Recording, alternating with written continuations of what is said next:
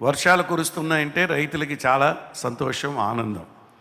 అలాగే మనకు కూడా వానాకాలం వచ్చిందంటే అంతా సంతోషం. పిల్లలు స్కూల్కి, కాలేజీలకి అన్నీ ఆరంభం అవటం. అదే సందర్భంలో సభలు, సమావేశాలకి కొంచెం స్వస్తి చెప్పి వర్షాకాలం కనుక అందరూ ఎదురు చూస్తూ ఉంటారు. అలాగే మనం కూడా ఈ తొలకరి వర్షం, కడవరి వర్షం, దేవుని యొక్క ఆత్మశక్తి కొరకు మనం కూడా కనిపెడుతూ ఉండాలి. ఈ వారమంతా ప్రత్యేకంగా మనం అందరం దేవుని సన్నిధిలో కానీ లేకపోతే మీ ఇళ్లలో కానీ ఎక్కడున్నప్పటికీ కూడా దేవుని ఆత్మశక్తి కొరకు, పరిశుద్ధాత్మశక్తి కొరకు మీరు కనిపెట్టి ప్రార్థించండి. దేవుడు మీరు ఎక్కడున్నా, మీ ఇంట్లో ఉన్నా దేవుడు మిమ్మల్ని ఆత్మశక్తితో నింపుతాడు. హల్లెలూయా. అంచేత ఈ వారమంతా అదే ఆలోచనలతో the disciples waited for 10 days in the upper room before Pentecost. పెంతెకోస్తుకు ముందు వాళ్ళు 10 రోజులు ఆ మేడగదిలో వాళ్ళు కలిసి ఏక మనసుతో, ఏకభావంతో వారు ప్రార్థన చేశారు. వాగ్దానం కొరకు కనిపెట్టారు. హెబ్రీయులకు రాసిన పత్రిక 10:23లో ఉంటుందిగా, వాగ్దానము చేసిన వాడు నమ్మదగిన వాడు గనుక మన నిరీక్షణ విషయమై మనం ఒప్పుకున్నది నిశ్చలముగా పట్టుకుందము అంటాడు. వాగ్దానము చేసినటువంటి వాడు నమ్మదగినవాడు. ఆ వాగ్దానం కొరకు మనందరం కనిపెడుతూ ఉన్నాం. ఇది చాలా ప్రాముఖ్యమైనది. స్వస్థతలు, అద్భుతాలు, ఆశ్చర్యకార్యములు, ఇప్పటి వరకు విన్న సందేశాలు మనం ఎన్నెన్ని వింటూ ఉంటాం. అవన్నీ రిపీట్ అవుతూ ఉంటాయి. వాక్యంలో మనం వింటూ ఉంటాం వాగ్దానాలు. కానీ ఇది వచ్చేటప్పటికి ఇది చాలా ప్రాముఖ్యమైనది. రక్షణ పొందినటువంటి మనం వాగ్దానం కొరకు మనం కనిపెట్టాలి. వాళ్ళు ఆ విధంగా కనిపెట్టారు. అపొస్తలుల కార్యములు 1:12 వచనంలో మీరు చదివితే 13వ వచనంలో 14వ వచనంలో చదివినప్పుడు అంటాడు కదా, అప్పుడు వారు ఒలీవల వనమనబడిన కొండ నుండి యెరూషలేముకు తిరిగి వెళ్ళిరి. ఆ కొండ యెరూషలేమునకు విశ్రాంతి దినమున నడవదగినంత సమీపముగా ఉన్నది. వారు పట్టణంలో ప్రవేశించి తాము బస చేయుచుండిన మేడగదిలోనికి ఎక్కిపోయిరి. వారెవరనగా పేతురు, యోహాను, యాకోబు, అంద్రెయ, ఫిలిప్పు, తోమా, బర్తలొమయి, మత్తయి, అల్ఫై కుమారుడగు యాకోబు, జెలౌతు అనబడిన సీమోను, యాకోబు కుమారుడగు యోదా అనువారును అంటాడు. వీరితో కూడా కొందరు స్త్రీలను, యేసు తల్లి అనేటువంటి మరియయు ఆయన సహోదరులను ఏక మనసుతో ఎడతెగక ప్రార్థన చేయుచుండిరి. వచనాలు మీరు తర్వాత వాటిలో మీరు చదివినప్పుడు ఆయన ఎలాగైతే వెళ్ళిపోతున్నప్పుడు వాళ్ళు ఎదురు చూస్తున్నప్పుడు ఆయన ఎలా వెళ్ళాడో అలాగే మళ్ళీ తిరిగి వస్తాడు. ఆయన భూలోకంలో ఉన్నప్పుడు ఏది చెప్పాడో దాన్ని మనం పాటిస్తూ ఆయన ఎలా వెళ్ళాడో పరలోకానికి అలా వస్తాడు. కాబట్టి ఆయన రాకడ కొరకు మనం ఎదురు చూడాలి. అది క్లియర్ అన్నమాట, స్పష్టంగా. Yes, is coming back to rule and to train on his earth.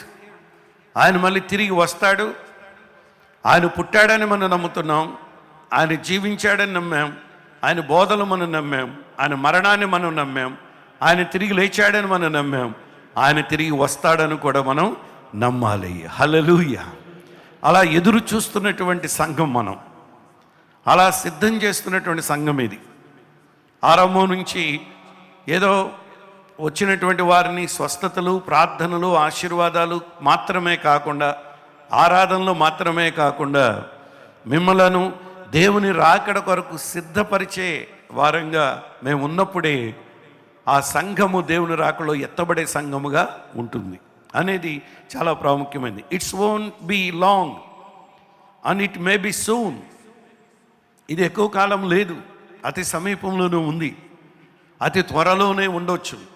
అందుకని మనం చాలా మెలకువగా ఉండి దేవుని రాకడ కొరకు ఎదురు చూడవలసినటువంటి వారమైనాం. ఆయన రాజులకు రాజుగా, ప్రభులు ప్రభుగా రాబోతున్నాడు. మళ్ళీ ఆయన కొరకు ఎదురు చూస్తూ మనమందరం ఏ విధంగా ఆయన ఈ భూలోకంలో ఉన్నప్పుడు ఆయన ఏ విధంగా ఆరోహణమై వెళ్ళాడో అలాగే మళ్ళీ తిరిగి వస్తాడనే మాటను మనం నమ్ముతూ సాగిపోవాలి. ఇప్పుడు లూకాసు వార్త 24:50 వచనంలో మీరు వెళ్ళినప్పుడు ఆయన బేతనీయ వరకు వారిని తీసుకుని పోయి చేతులెత్తి వారిని ఆశీర్వదించాడు.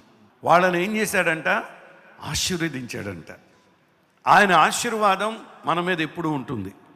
ప్రభువైన యేసుక్రీస్తు వారి యొక్క ఆశీర్వాదం, ప్రభు వారి యొక్క ప్రార్థన యోహాను సువార్త 17వ అధ్యాయం అంతా మీరు చదివితే అది సుదీర్ఘమైన ప్రార్థన. అది కూడా చదవండి, అపోస్తల కార్యములు చదవండి. దానికి ఇంకా టైం ఉంటే యోహాను సువార్త 17వ అధ్యాయం మాత్రమే చదవండి. ఆయన ఎలా ప్రార్థన చేశాడో ఆ ప్రార్థన మన మీద ఎప్పుడూ ఉంటుంది. ఇప్పుడు ఆయన ప్రార్థన చేస్తున్నాడు తండ్రి కృపాసనం కూర్చుని. వారిని ఆశీర్వదించుచుండగా ఆయన వారిలో నుండి ప్రత్యేకింపబడి పరలోకమునకు ఆరోహణుడు ఆయన. వారు ఆయనకు నమస్కారము చేసి మహానందముతో యెరూషలేమునకు తిరిగి వెళ్ళి ఎడతెగక దేవాలయములో ఉండి దేవునికి ఏం చేశారంటే వాళ్ళు స్తోత్రము చేయుచుండిరి. అక్కడ ఏం చేశారు? అపొస్తలుల కార్యములో వాళ్ళందరూ ఎడతెగక ప్రార్థన చేశారు. ఇక్కడ ఏం చేస్తున్నారు? వీళ్ళు స్తోత్రం చేస్తున్నారు. ఇక్కడ ప్రార్థన, స్తోత్రం. మీరు ఒక చిన్న స్తోత్రం చెప్తాను మీకు. స్తోత్రంకి స్తోత్రం ఏంటంటే అది మీరు దేవుని సన్నిధిలో కూర్చుని ఏం చేయాలో అర్థం కాలేదు, నేను దేవుని ఆత్మ పొందుకోవాలి అని మీరు ఆలోచన చేసిన మొదటిగా మిమ్మల్ని మీరు శుద్ధి చేసుకోండి. లోపల ఎటువంటి లోపం ఉన్నా దాన్ని ఒప్పుకొని దాన్ని తీసివేసుకుని దేవుని సన్నిధిలో కూర్చుని ఇదిగో స్తోత్రం చెప్పండి. స్తుతులు చదివేయటం కాదు, చదవడానికి అలవాటు పడిపోయాం. పాట పాడేయటం కాదు, పాడటానికి అలవాటు పడిపోయాం. ప్రసంగం చేసేయటం కాదు, చేయటానికి అలవాటు పడిపోయాం. ప్రసంగం వినటం కాదు, వినటానికి కూడా అలవాటు పడిపోయారేమో. కానీ అవన్నీ రైటే. కానీ మీరు మీ అంతటా మీరు దేవుని సన్నిధిలో కూర్చుని ప్రాక్టీస్ చేయాలి. ఎలా ఉండాలో చెప్పమంటారా? ఆకలి వేస్తుంది. ఆకలి వేస్తే ఏమనిపిస్తుంది? తినేయాలనిపిస్తుంది. చూసారు, అమ్మాయి త్వరగా తినేసేయాలి, తిన్న తర్వాత అమ్మయ్య అలా అంత ఆకలితో మీరు ఉండాలి. ఆ దేవుని ఆత్మశక్తి పొందుకోవాలండి. అలాగే దాహంతో ఉండాలి. నోరంతా పిడిసి కట్టిపోయి నీళ్లుంటే బాగుండు, పరిగెట్టి అలసిపోయి నీళ్లు లేకపోతే ఎలా ఉంటుంది? గొంతుకు ఏమైపోతుందో, కొంచెం చుక్క నోట్లోకి వెళ్ళగానే ఏమైపోతుంది? ప్రశాంతమ్మయ్య అనిపిస్తుంది కదా. అటువంటి దాహం ఉండాలి. దాన్ని వదలకూడదు, నిరుత్సాహపడకూడదు. నేను ఇంత కనిపెడుతున్నాను, ఇంత ప్రార్థన చేస్తున్నాను, దేవుని ఆత్మశక్తి నేను పొందుకోవట్లేదు అని ఆందోళన లేకుండా దేవుని సన్నిధిలో మీరు ప్రార్థిస్తూనే ఉండాలి. అలా ప్రార్థించినప్పుడు దేవుని అద్భుతమైనటువంటి కార్యాన్ని మీరు చూడగలుగుతారు. హల్లెలూయా. అంచేత ఈరోజు దేవుని సన్నిధిలో ఉన్నటువంటి మనందరం కూడా దేవుడి తండ్రి వాగ్దానం కొరకు 24:49 లూకాసు వార్తలో పైనుండి శక్తి తీసుకుని వచ్చే తండ్రి వాగ్దానం అంటే పెంతుకొస్తున్నాడు ఆరంభమైన పరిశుద్ధాత్మ యొక్క కుమ్మరింపు అన్నమాట. ఇదిగో నా తండ్రి వాగ్దానము చేసినది మీ మీదకి పంపుచున్నాను, మీరు పైనుండి శక్తి పొందు వరకు పట్టణములో నిలిచి ఉండుడని వారితో చెప్పాను. ఏ సేవ చేయాలనుకున్నా, మీరు ఈ దేవుని కొరకు ఏ పని చేయాలనుకున్నా దేవుని సందులో కనిపెట్టండి, ప్రార్థించండి. వ్యాపారం, చదువులు, పిల్లల ఉద్యోగాలు, వివాహాలు, అలాగే కుటుంబంలో ఏదొచ్చినా ప్రార్థనతోనే దేవుని సందులో కనిపెట్టాలి. వెయిట్ అండ్ ప్రే, వేచి ఉండాలి. ఇక్కడ ఈ మాటను చెప్తాడు. మీరు 2:4 చదివినప్పుడు అపొస్తలుల కార్యం 2వ అధ్యాయం 4వ వచనంలోకి వెళ్ళినప్పుడు అక్కడ క్లియర్గా చెప్పేస్తాడు. అందరూ పరిశుద్ధాత్మ నిండిన వారై ఆ ఆత్మ వారికి వాక్శక్తి అనుగ్రహించిన కొలది అన్య భాషలతో మాట్లాడేశాయి. అంటే ఈ వాగ్దానం క్రొత్త నిబంధనలో మనకి క్లియర్గా కనబడుతుంది. శిష్యులు దేవుని స్తుతిస్తూ భక్తిపూర్వక ప్రార్థనతో ఈ వాగ్దానం కొరకు వాళ్ళు ఎదురు చూశారు. అపొస్తలుల కార్యం 1:14 కూడా అది ఉంది. 1:4 నుంచి 8 వరకు, 2వ అధ్యాయం 33వ వచనం, 38 నుంచి 39 వరకు. అదిగో వాళ్ళందరూ ఎడతెగక ఏక మనసుతో వాళ్ళు ప్రార్థించారు. నేడు పరిశుద్ధాత్మ బాప్తిసం కోసం వెదికే విశ్వాసి కూడా అదే పని చేయాలి. చూసారా, వాళ్ళు చేశారు, పొందారు. ఒకప్పుడు వాళ్ళలో భయం, ఆందోళన, వాళ్ళు పిరికి వాళ్ళగా ఉన్నారు, బొంకిని వాళ్ళగా ఉన్నారు, అల్ప విశ్వాసం వాళ్ళలో ఉంది, వాళ్ళలో అనుమానాలు ఉన్నాయి. కానీ ఎప్పుడైతే ఈ కార్యం పరిశుద్ధాత్మ శక్తి పొందారో వాళ్ళు ధైర్యం వచ్చింది. మేమే అంతే, పిరికి వాళ్ళం. ఏది చేయాలన్నా పెరిగితనం, ఏది మాట్లాడాలన్నా పెరిగితనం, మాటలు వచ్చేవి కాదు. కానీ దేవుని యొక్క ఆత్మశక్తి మనల్ని ఎప్పుడు ఆ విధంగా నడిపిస్తుంది. వారిని ఆశీర్వదించాడు. ఈ మాట కూడా చెప్పాలని, దేవుని వెంబడించే వారి జీవితంలో ఆయన ఆశీర్వాదాలు ఎప్పుడు ఉంటాయి. ఆమేన్.